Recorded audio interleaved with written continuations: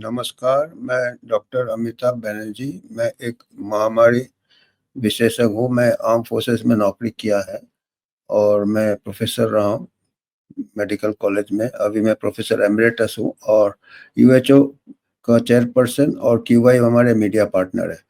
तो आज हम बात करेंगे हेल्थ के विषय हम बात करते हैं। आज का विषय है चिकन पॉक्स। चिकन पॉक्स हम आर्म फोर्सेस में काफ़ी देखते थे चिकन पॉक्स, क्योंकि हमारे ये ट्रूप्स ट्रूप्स रहते थे। ये तो हाँ, ये है चिकन पॉक्स का रैश ऐसे होता है। और हम हमारे ट्रूप्स होते थे जो पर्टिकुलरली जो रिक्रूट्स होते थे ट्रेनिंग सेंटर्स में, और यंग कैडेट्स होते थे। तो हर साल चिकन पॉक्स का 20-30 बैरक्स में रहते थे इकट्ठे, तो उनको चिकन पॉक्स से पीड़ित हो जाते थे। और चिकन पॉक्स क्या है? ये एक बचपन की बीमारी है। एक्चुअली बचपन में हो जाता है। ये फैलता कैसे है? अपने रेस्पिरेटरी रूट से फैलता है, खाँसने से। इससे इसका जो वायरस वायरस से होता है। इसका वायरस गले में, अपना नेज़ल सिक्रीशंस में, कफ से ये फैलता है। और जब कोई इन्फेक्ट हो जाता है, संक्रामित हो जाता है, 10 दिन 2 हफ्ते बाद उसको फ़ीवर आता है। शुरू में नाक बहना, फ़ीवर, गले में दर्द। उसके बाद 3-4 दिन बाद उसको ऐसे पूरे शरीर में उसको ऐसे रैशेज़ होते हैं, जिसको कहते हैं रैशेज़। मैक्यूल, पैप्यूल, पस्ट्यूल, ऐसे स्टेजेज़ होते हैं। मैक्यूल क्या होता है कि थोड़ा कलर अलग हो जाता है स्किन का, थोड़ा-सा रेड डॉट जैसे होगा, पर वो उठा नहीं रहता है। और वो थोड़ा उठ जाता है, आप फ़ील करोगे नीडल जैसा उठ जाता है, नीडल हेड जैसा, तो उसको कहते हैं पैप्यूल। और उससे जब थोड़ा और बड़ा होके वो एक छोटा-सा गुब्बारा जैसे हो जाता है, पानी से भर जाता है, उसको वेसिकल कहते हैं। उसके बाद ये देखिए, ये वेसिकल है, ये पानी भरा छोटे-छोटे ये इरप्शंस है। ये और उसके बाद इसमें स्कैब बन जाते हैं। या तो थोड़ा बहुत इन्फेक्शन होने से सफ़ेद हो जाएगा, पस्ट्यूल हो जाएगा, फिर सूख जाएगा। तो ये इसके स्टेजेस रहते हैं। ये पूरे शरीर में स्टार्ट होते हैं, आपके फेस में, पीछे आपका ये देखिए। और ये इसमें क्या होता है कि ये इसके कोई परमानेंट निशान नहीं रहते हैं। क्लियर हो जाता है 2 हफ्ते में, और एक बार क्लियर हो जाता है, स्कैब बन जाते हैं, छोटे-छोटे स्कार, फिर वो क्लियर हो जाते हैं और उसके बाद वो संक्रामिक नहीं रहता है। एक बार वो स्कैब बन जाता है, उसको सूख जाता है, उसके जो लीजन्स हैं, वो शुरू में ही संक्रामिक रहता है, उसको रैश होने के पहले 4-5 दिन पहले। और जब तक वो उसके ऐसे पानी भरे दाने रहते हैं, उसमें से अगर कोई छेड़ा उसको, तो उससे वायरस रहता है उसमें, तो उसमें इन्फेक्ट हो सकता है। एक बार वो सूख जाता है तो ये, और ये फिर इसका जितना बचपन में हो जाने से, छोटे बच्चे को 12 साल के पहले अगर चिकन पॉक्स होता है तो उसका बहुत कम सीरियस होता है वो, कॉम्प्लिकेशन रेट बहुत कम है। और एडल्टहुड में अगर होता, एडल्ट्स को होता है 20, 25, 30 साल बाद, जिसको बचपन में कभी चिकन पॉक्स नहीं हुआ, उसमें थोड़ा ज़्यादा सीरियस हो सकता है। और इसका जो केस फैटेलिटी रेट मैं देख रहा था एडल्ट्स में चिकन पॉक्स का, 0.05% है। 0.05%, मैंने काफ़ी कम है। मोस्टली सेल्फ लिमिटिंग है, थोड़ा परेशानी होता है फीवर, रैश के लिए। और मैं देख रहा था कि 0.05 जो केस फैटेलिटी रेट या इन्फेक्शन फैटेलिटी रेट जो कोविड का था, उसका भी 0.05 था। तो मैं वही सोच रहा था कि आज के टाइम अगर ये चिकन पॉक्स का इमर्ज होता, तो शायद ये पैंडेमिक बन जाता, आज के तारीख में डिक्लेयर कर देता, क्योंकि इसका जो इन्फेक्शन फैटेलिटी रेट और कोविड का इन्फेक्शन फैटेलिटी रेट तकरीबन बराबर ही आ रहा है। या हो सकता है चिकन पॉक्स का थोड़ा कम हो, क्योंकि ये केसेस आ जाते हैं सब। तो मैं वही सोच रहा था कि टाइम के ऊपर डिपेंड करता कब कौन-सा डिजीज़ पैंडेमिक बन जाए। ये डिजीज़ थोड़ा पुराना हो गया है, तो इसको पैंडेमिक नहीं कहते, पर और ये तो और थोड़ा लोगों को पैनिक होता, क्योंकि आपने कोविड में तो खाली बुखार आता था थोड़ा गले में, और मेजॉरिटी लोगों को एसिम्प्टोमेटिक होता था कुछ। और ये चिकन पॉक्स में तो लोगों को जो संक्रामिक होते हैं उनको रैशेज़ हो जाता है, तो उससे और पैनिक बढ़ जाता अगर ये नया बीमारी होता तो। तो ये तो अच्छी बात है, ये पुरानी बीमारी है। अब इसमें 2-3 चीज़ें आती है, इसमें इसका वैक्सीन अवेलेबल है, इसका कॉम्प्लिकेशन क्या है, इसका वैक्सीन क्या है, इसका नेचुरल हिस्ट्री क्या है।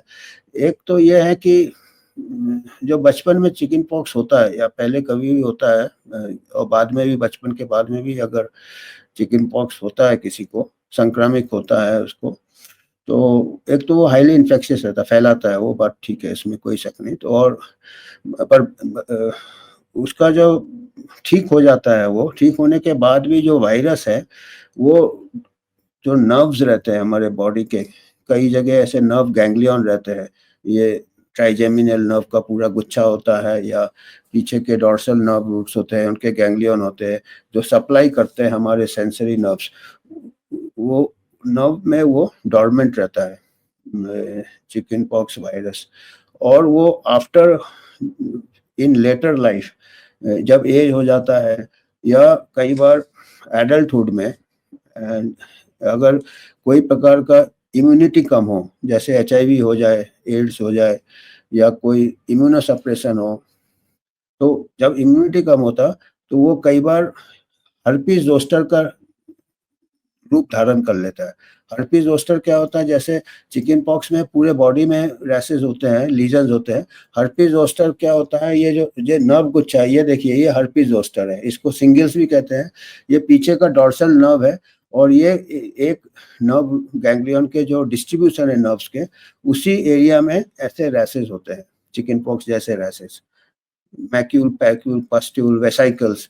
और ये प्रॉब्लम क्या है कि ये कई बार काफ़ी पेनफुल हो जाता है और एक बार ये हील हो जाने से, रैश हील होने के बाद भी ये जो नर्व रहते हैं, जो डर्मोटोन्स रहते हैं, ये नर्व के जो ब्रांच ये रहते हैं, डिस्ट्रीब्यूशन रहते हैं, यहाँ पे काफ़ी पेनफुल कई बार होता है, तो पेन किलर लेना पड़ेगा या इसको, ये एक प्रकार का न्यूसेंस हो जाता है। इसको कहते हैं सिंगल्स या हर्पीज जोस्टर।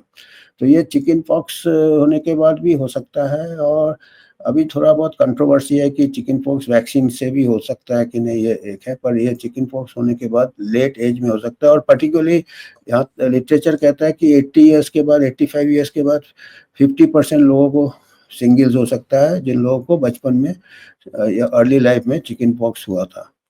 तो ये एक इसका ये है, न्यूसेंस वैल्यू है। कई बार क्या होता है, आई वाले ब्रांच में भी हो जाता है, ट्राइजेमिनल गैंग्लियन में, यहाँ पे भी ऐसे 5 ब्रांचेस जाते हैं। तो एक ऑप्थेल्मिक है जो आई को सप्लाई करता है, हमारे आई को, तो उसमें भी अगर हमारे लीजन्स हो जाए, जो सिंगल्स हो जाए या हर्पीज जोस्टर हो जाए, तो आई में कॉर्निया को अगर इन्वॉल्व करेगा तो हमको थोड़ा इमरजेंसी ट्रीटमेंट लेना पड़ेगा, और जिसमें कि कॉर्नियल स्कारिंग होने से हमारा विजन को ना अफेक्ट करे। तो इसके ट्रीटमेंट एंटीवायरल्स आते हैं, इसके सिंगल्स के ट्रीटमेंट के लिए या जो भी है ज़्यादा स्कारिंग के लिए आपको देखना पड़ेगा। तो इसका अभी दूसरा सवाल होता है, इसका वैक्सीनेशन क्या है, प्रिवेंशन है। तो वैक्सीन अवेलेबल है। क्या है कि अभी इसके कई पहलू है। ये चिकन पॉक्स वैक्सीन है, 12 साल के पहले सिंगल डोज लगता है बच्चे को। और वैक्सीन के पहले हम बात करते हैं नेचुरल इन्फेक्शन का इम्यूनिटी कैसा होता है। नेचुरल इन्फेक्शन का इम्यूनिटी लाइफ लॉन्ग होता है, स्ट्रॉन्ग इम्यूनिटी होता है। एक बार कोई रिकवर कर जाए, उसको सेकेंडरी अटैक रेट काफ़ी कम रहता है और मतलब री इन्फेक्शन कम रहता है। सेकेंडरी अटैक रेट तो दूसरे को फैलाता है, वो हाई रहता है चिकन पॉक्स में, पर्टिकुलरली जो ट्रूप्स बैरक में रहते हैं या बच्चे हॉस्टल में रहते हैं, फैल जाता है बहुत जल्दी। तो अक्सर वैक्सीन अगर 12 साल के पहले एक डोज लगता है, मैंने जैसे कहा था, और ये कहते तो है लाइफ लॉन्ग इम्यूनिटी देता, पर ये कितना देता, इसका प्रॉब्लम क्या है वैक्सीन का, अगर आप बचपन में वैक्सीन दोगे तो बचपन में चिकन पॉक्स नहीं होगा, उसको 20 साल, 30 साल, 40 साल बाद जाके होगा, जब वो एडल्ट हो जाएगा। और जैसे हमने बताया था कि एडल्टहुड में सीवियर होता है चिकन पॉक्स, तो ये एक चिंता वाली बात है। तो चाइल्डहुड में नेचुरल इन्फेक्शन बहुत ही हल्का होता है, मतलब उसका कॉम्प्लिकेशन और सीवियरिटी काफ़ी कम होता है। 1 इन 1000, 1 इन मिलियन हो सकता है, पर बाय एंड लार्ज, पर उसके सीरियस डिजीज़ के चांसेस एज होने के साथ बढ़ जाते हैं। सेकेंडरी निमोनिया हो सकता है, एन्सेफेलाइटिस, कई रेयर है वो, पर कई बार चिकन पॉक्स से भी जैसे 0.05% डेथ रेट है, किसी को हो सकता है डेथ। रेयर।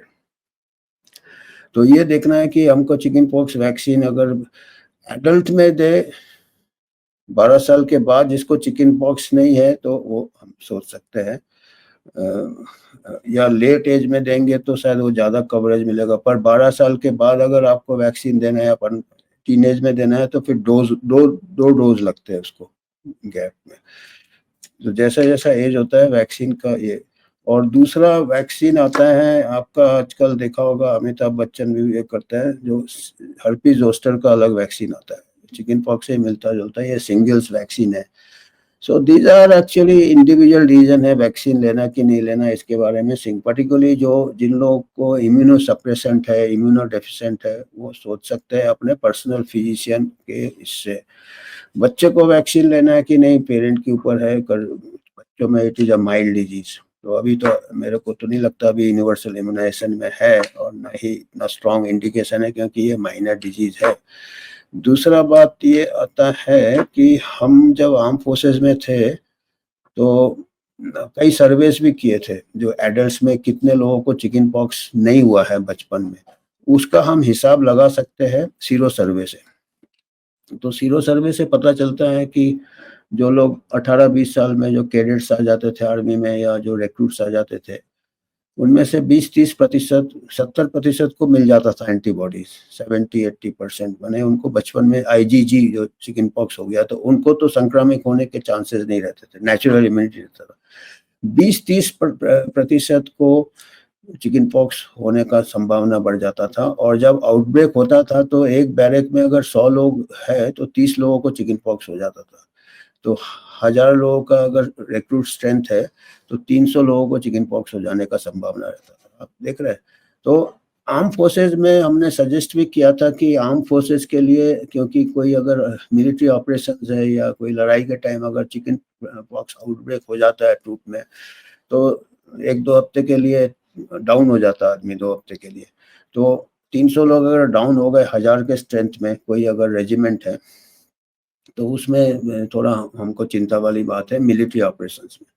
तो वो हमने वैक्सीन रिकमेंड हमने बोला। तो या दूसरा तरीका कर सकते हैं कि एडल्टहुड में आप एंटीबॉडी टेस्ट करके देख सकते हैं कि हमें पहले का हुआ कि नहीं। अगर हमको होने का संभावना है, हमको बचपन में नहीं हुआ, तो हम फिर 30% कोई उन टारगेटेड 30% कोई लगा सकते हैं। तो ये एक और स्ट्रैटेजी अपनाया जा सकता है। ये हम लाउड थिंकिंग कर रहे हैं।